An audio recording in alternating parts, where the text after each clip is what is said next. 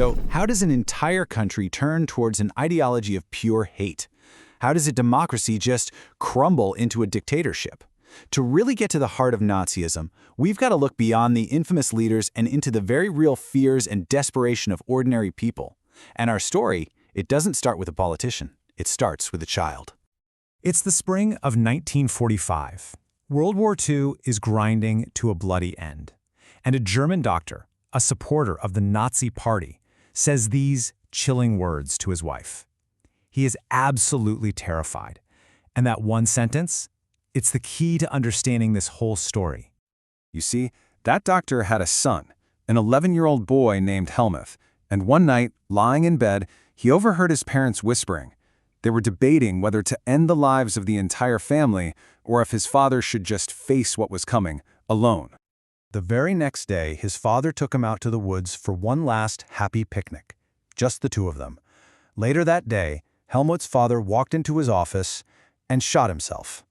Can you imagine? The boy was so traumatized by it all that he refused to eat at home for the next 9 years. He was terrified his own mother might poison him.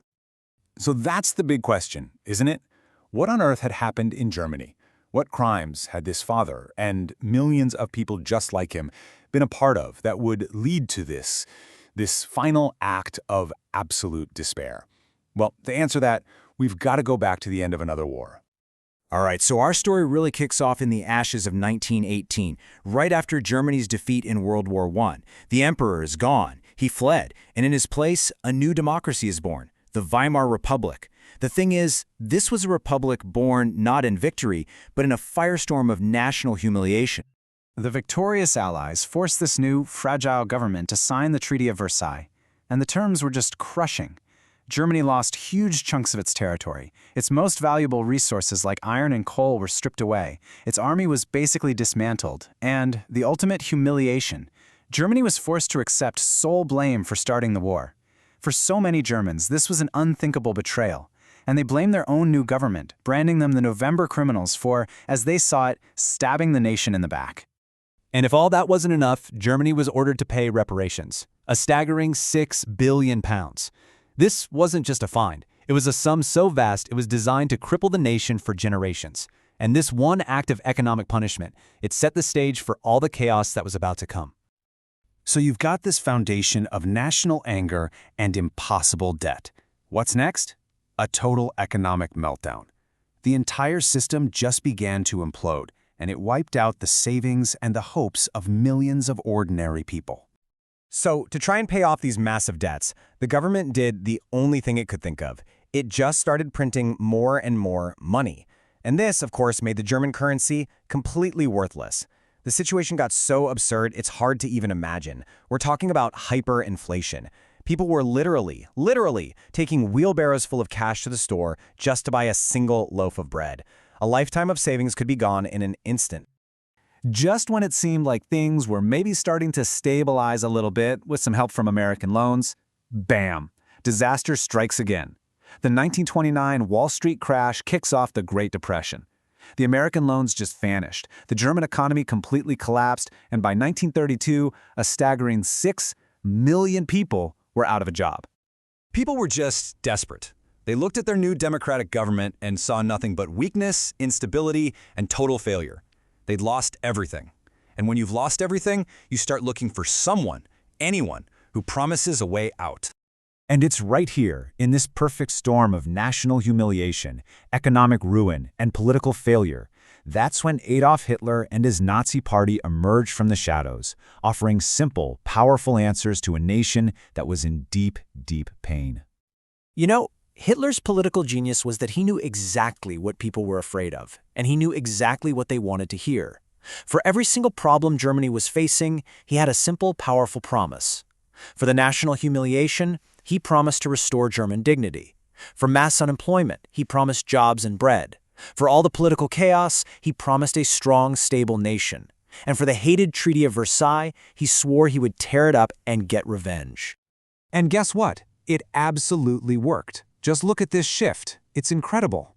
In the 1928 elections, before the Great Depression really hit, the Nazis were just this tiny fringe party, getting only about 2.6% of the vote. Fast forward just 4 years, into the depths of the crisis, and they were the single largest party in Germany, with 37%. So, on January 30th, 1933, it happens. Adolf Hitler is legally appointed Chancellor of Germany. Now think about that. He didn't seize power in a violent coup. He gained it through the ballot box.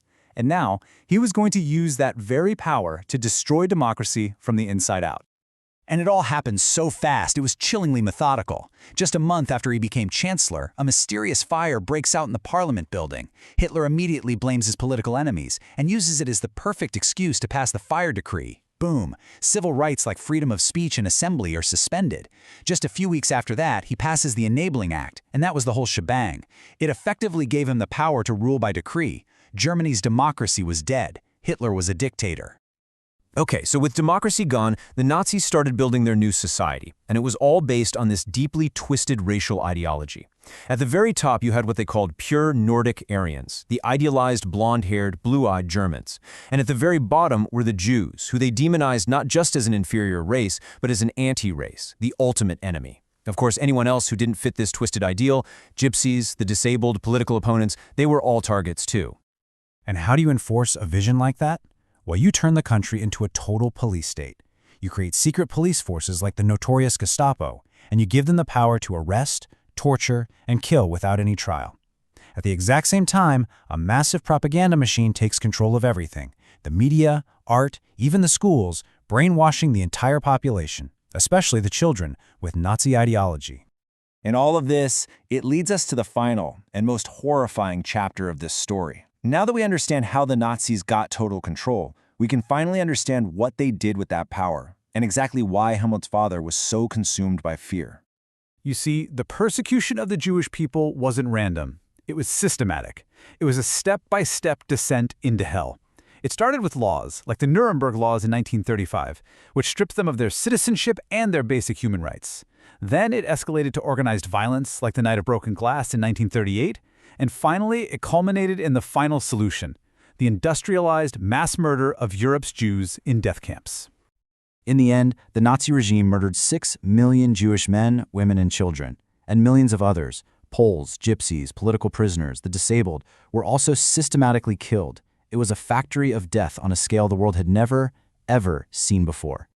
And this brings us right back to where we started. When the war ended in 1945, the Allies held the Nuremberg trials, and for the first time in history, there was a new charge on the books: crimes against humanity. This meant that individuals couldn't just hide behind the excuse of, "I was just following orders." And that is why Helmut's father, a doctor who was part of this horrific system, was so utterly terrified.